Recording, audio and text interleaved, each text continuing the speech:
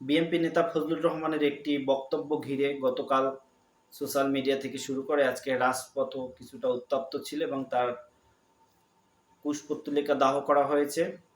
এবং তিনি যে মন্তব্যটি করেছেন সেখানে দেখা গিয়েছে তিনি সবাইকে, এই গণঅভ্যুত্থানে যারা অংশগ্রহণ করেছে সবাইকে তিনি রাজাকার বলেছেন। তো এই গণঅভ্যুত্থানের বিএনপির যারা নেতা রয়েছেন তারা দাবি করেছেন এর নেতৃত্ব দিয়েছেন স্বয়ং তারেক রহমান। তিনি যদি নেতৃত্ব দিয়ে থাকেন এবং তাদের ৪০০+ কর্মী যদি শহীদ হয়ে থাকেন তাহলে তারা কি, এবং যে এর নেতৃত্ব বা কৃতিত্ব দাবি করেন তাকে তিনি কি বলছেন?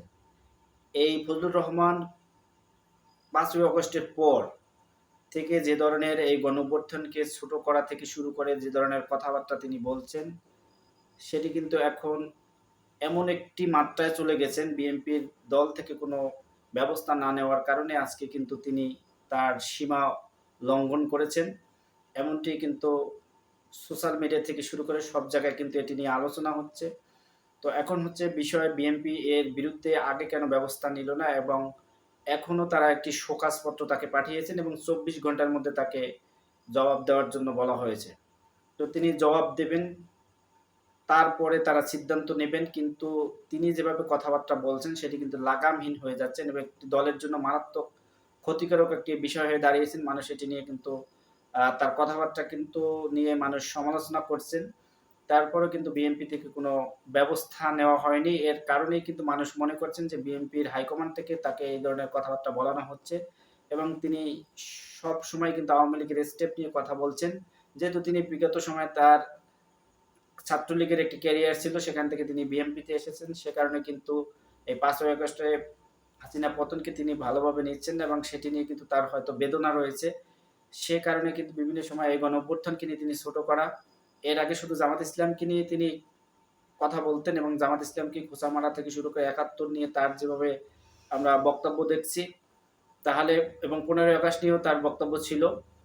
তাহলে তিনি ১৫ই আগস্ট বঙ্গবন্ধু মারা যাওয়ার পর বা তার ফ্যামিলি মারা যাওয়ার পর সেখানে কেন গেলেন না, এবং সেখানে গিয়ে তখন তারা প্রতিবাদ জানালো না কেন, এবং বাংলাদেশে তখন যে মুক্তিযুদ্ধ ছিল তারা কেন গেলেন, এবং তার যে আত্মীয়-স্বজন অনেকেই মারা গিয়েছেন যারা ছিল, অথবা তার রাজনৈতিক যে দলের নেতাকর্মীরা ছিল তারা কেন গেলেন না? তখন তো সেই সময় তার তার নেতাকর্মী ছিল, হাইব্রিডের নেতাকর্মী ছিল, কিন্তু কেউই কিন্তু ১৫ই আগস্ট এই ৩২ নম্বরে যায়নি।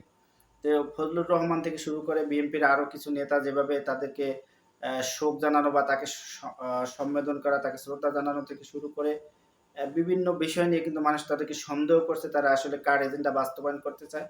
তারা আসলে কি বিএনপির রাজনীতি করে না আওয়ামী লীগের রাজনীতিতেই এখনো বিশ্বাস করে। তো তাদের বঙ্গবন্ধুকে নিয়ে তাদের যত এত আলোচনা সমালোচনা, তাহলে ৩২ নম্বরে তারা ১৫ই আগস্ট ১৯৭৫ সালে কেন গেল না? এবং তার লাশ কেন পড়েছিল সেটি নিয়ে কিন্তু আক্ষেপও করেছেন তার কন্যা। তো বিএনপিকে আসলে পচানোর জন্য বা ডুবানোর জন্য ২ জন বা ৩ জন সোশ্যাল মিডিয়ায় কিন্তু এখন সক্রিয় রয়েছেন। তাদের বিভিন্ন সময় বিভিন্ন মন্তব্য নিয়ে কিন্তু মানুষ হাস্যরস করছেন কিছু ক্ষেত্রে, কিন্তু কিছু ক্ষেত্রে আবার বিরূপ মন্তব্য, বিতর্ক সৃষ্টি করছে।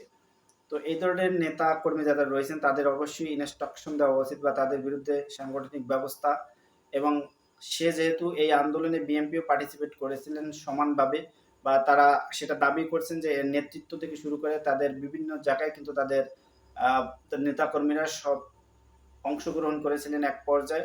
যদি সেটা হয়ে থাকে তাদের সবাইকে যখন তিনি ঢালাওভাবে এই কথাগুলো বলেন তখন কিন্তু দলের ভেতর থেকে বড় ধরনের পদক্ষেপ নেওয়া উচিত ছিল। কিন্তু সেটি নিতেও কিন্তু তারা একটু গড়িমসি করছেন এবং একটি শোকাজ দিয়ে সেখানে কিন্তু তাদের দায়-দায়িত্বগুলো দেখাচ্ছেন যে আমরা ব্যবস্থা নিচ্ছি। আজকে ঢাকা বিশ্ববিদ্যালয় এবং শাহবাগে তার কুশপুত্তলিকা দেওয়া হয়েছে এবং সেখানে স্লোগান দেওয়া হয়েছে।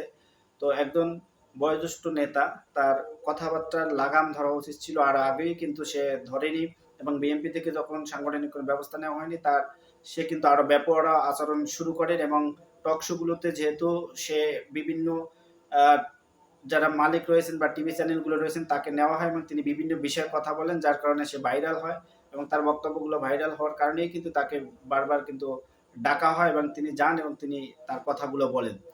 এবং আওয়ামী লীগের পক্ষেও তার বিভিন্ন বিষয় নিয়ে তিনি কথাবার্তা বলছেন এবং তাদের স্টেবলিশ করার জন্য যা যা করা দরকার তারা কিন্তু এখন করে যাচ্ছেন। তাহলে তারা কার এজেন্ডা বাস্তবায়ন করতে চায় সেটা কিন্তু বিএনপিকে বের করা উচিত ছিল এবং তার বিরুদ্ধে আরো আগে থেকে সাংগঠনিক ব্যবস্থা নিলে হয়তোবা আজকে তার এই ধরনের পরিণতি বা এই ধরনের কথাবার্তা তিনি বলতেন না। তা সবাই কিন্তু আশা করেছিলেন যে বিএনপি তার বিরুদ্ধে কি ধরনের সাংগঠনিক ব্যবস্থা নেয় সেটা নিতেও কিন্তু তারা এখন দেরি করছেন। তো সেটা কিন্তু আমরা হয়তোবা ২৪ ঘন্টা পর দেখতে পারবো তাদের দলের ভিতর থেকে কি ধরনের ব্যবস্থা নেওয়া হয়। এবং মানুষ যেটি সন্দেহ করছেন যে ফজলুর রহমানকে দিয়ে তারা এই কথাগুলো বলাচ্ছেন, সেটিও যদি হয়ে থাকে সেটিও কিন্তু ফজলুর রহমানকে ক্লিয়ার করা উচিত যে তাকে দিয়ে দল থেকে তাকে এই কথাবার্তা বলানো হচ্ছে। তো ফজলুর রহমান কি বক্তব্য দেয় সেটি কিন্তু জাতি বা তার শোকাজের জবাবে তিনি কি দেন সেটি সোশ্যাল মিডিয়ায় আসবেন এবং তারপরে হয়তো প্রতিক্রিয়া জানাবে। তো বিএনপিকে আরো যেহেতু তারা একটি বড় পলিটিক্যাল দল এবং তাদের অনেক সমর্থক রয়েছেন, তাদের কথাবার্তা বা যারা টক শোতে কথাবার্তা বলেন তাদের বিরুদ্ধে বা তাদেরকে নিয়ে তাদের যে কথাবার্তা সেখানে তাদের একটু লাগাম টানা উচিত এবং এমন কোনো কথাবার্তা না বলা যেখানে দল ক্ষতিগ্রস্ত হচ্ছে। তো এই ধরনের কথাবার্তা বলে কিন্তু দল আসলেই ক্ষতিগ্রস্ত হচ্ছে এবং যারা এটা বুঝতে পারে যে তারা এখনই এই ধরনের কথাবার্তা বলছেন তাহলে ভবিষ্যতে কি হবে। তো সবকিছু মিলিয়ে এই ফজলুর রহমানকে এখন বিএনপির পক্ষ থেকে কি ধরনের শাস্তিমূলক ব্যবস্থা নেওয়া হয় সেটি দেখার অপেক্ষা।